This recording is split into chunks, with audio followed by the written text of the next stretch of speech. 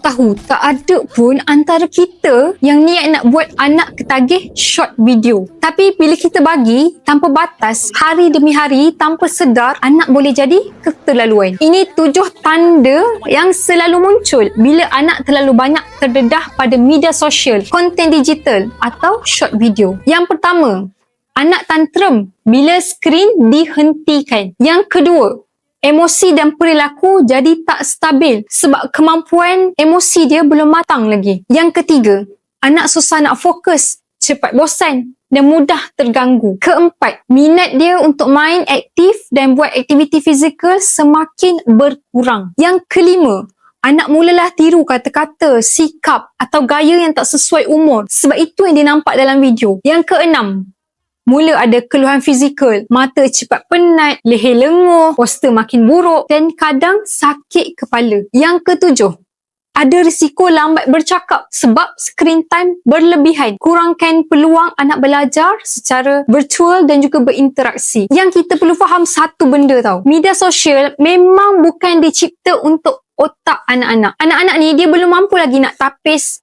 belum pandai lagi pilih mana yang baik, mana yang tak. Tapi kita sebagai orang dewasa, kita boleh buat 3M. Membatasi, mengawasi dan menemani. Ini bukan soal kita nak melarang tau. Ini soal kita nak kembalikan peranan rumah sebagai tempat anak tumbuh, bukan tempat dia lari. Pelan-pelan, kita betulkan sama-sama tanpa salahkan sesiapa. Dan kalau kau ibu ayah yang tengah belajar, tengah cuba, kau tak bersendirian.